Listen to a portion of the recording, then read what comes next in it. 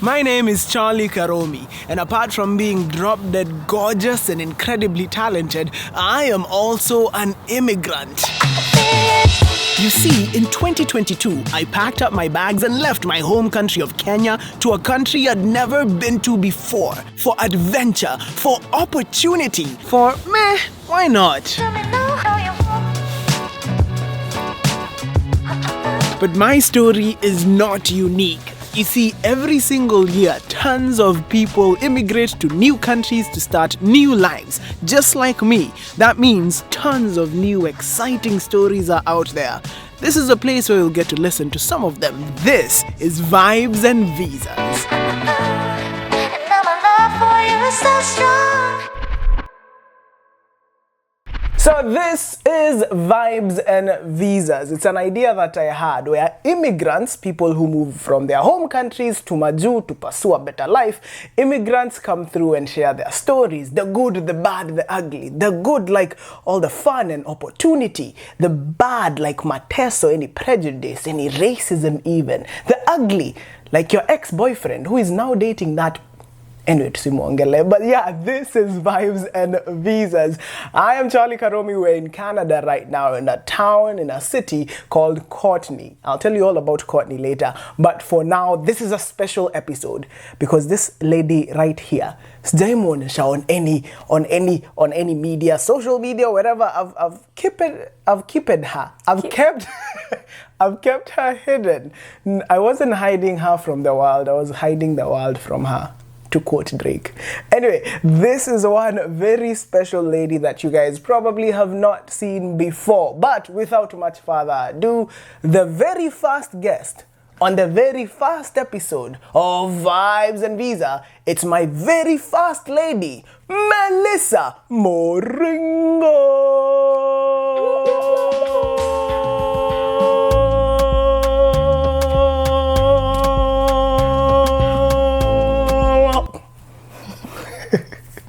It's my wife, Melissa Moringo. Hello. AKA Hello. Mrs. Karumi. Niaje Mrs. Karumi.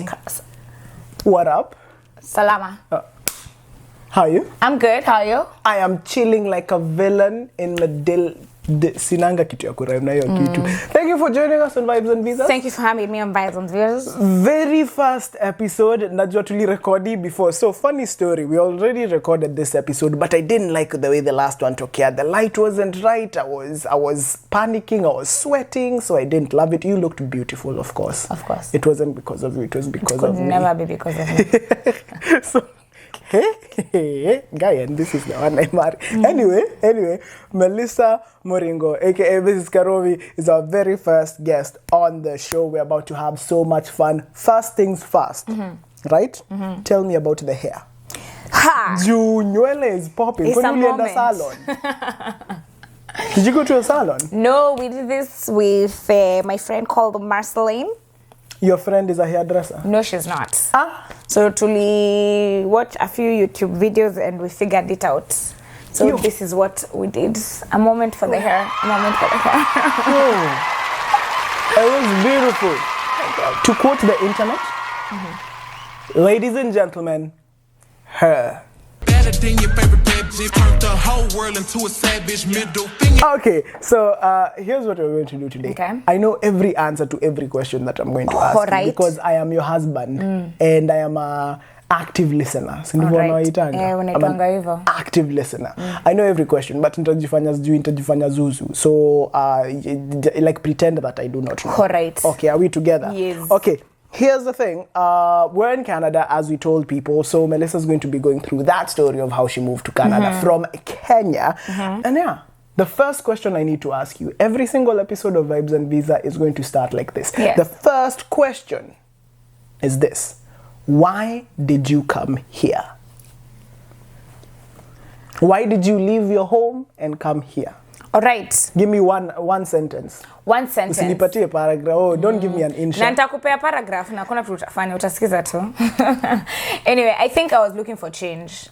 So I was looking to do something different. So I was looking for like a different job, a different place, just a different environment. Like Nairobi wasn't doing it for me anymore. Okay. So I was looking for something different. I was looking for something different. Yes. Remember that answer? Let me type it actually. You are looking for something different. Yes. So what will happen at the end of the episode, I'm going to ask you how that's going, because you're going to tell us the entire story. I'm going to Okay. ask you how that's going for you. Did you find something different? Sawa.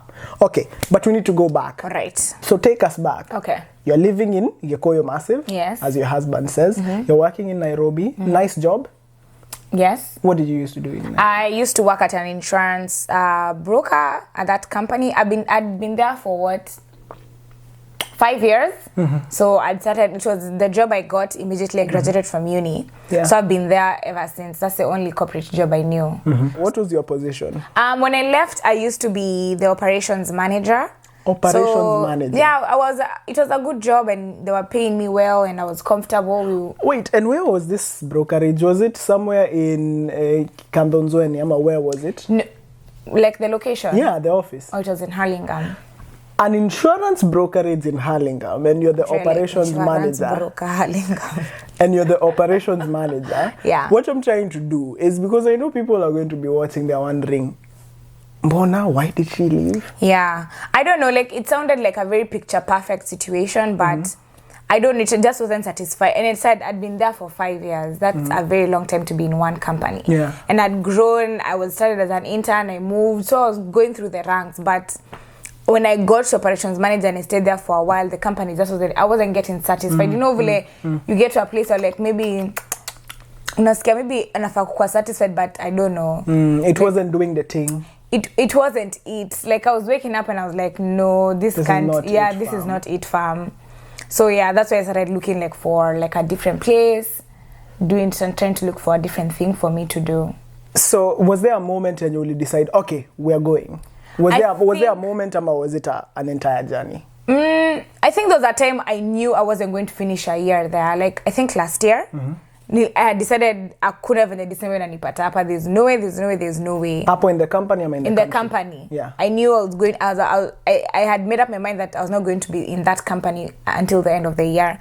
So I'd set my mind to look for something else. So I decided like I was going to look for another job. But the jobs that I was getting were not also like the right package. Did they seem the same as what you're moving from one thing to the Yeah, same it thing? seems like I was moving from one boring job to another boring job. Yeah. So I was like, Yeah.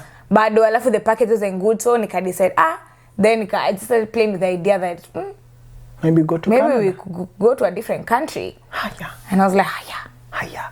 When you're telling your friends, family, mom, husband, dad, everyone, what were people's reactions? Was there a whole like a range of emotions? Most people were excited. No, basically, at that point when I was deciding that I wanted to get something different, I hadn't talked to anyone, I think, besides my husband at that point. I wasn't discussing it with a lot of people because I didn't want like to involve like a group into my Too many cooks spoil yeah, the I don't want broth. to involve everyone into my thought process. So at that point, I don't think I'd involved a lot of people. So I'd told myself that I was leaving. I told, I think, my best friends and I think my husband. I think at that point, those were the only group of people I had told that of my intention to relocate. Because at that point, I wasn't getting a new job. And I thought maybe I should relocate and go to school or do something. Just change things up. So that's when I decided, and then I started asking people, like, yeah, do it. Yeah, Do it. find. So generally, when you started telling people, finally, after you made the decision, people were it was a positive reaction? Yeah, it was, of course, because I think watu wamechoka na Nairobi. So everyone feels like, unaenda, yeah, leave, yeah. It's like you're escaping. Yeah, people are like, oh my God, it's like leaving you're going to Leaving the promised Egypt land. to go to Canaan. Sijui aki, kama that's a good thing. Sijui kama Canaan is a better place. Canaan. Kinile Canaan, yeah. But it's like you're going to the promised land. So everyone wants to know, how do you get to the promised land? So you go, oh my God, you escaped. So I think everyone was getting really, woo, Really? woo, Really? really excited about the perspective of you escaping. Yeah. And So I don't think I was meeting anyone who was like, we'll find out later on the show, that thing of escaping, going to the promised land actually panned out. We'll find out later. For now, but we have to check on laundry. Yeah, let's check Okay. on We have to pause actually because we have laundry. We are going to check on it. Adulting things. Okay, we'll be back in a bit. And now my love for you is so strong.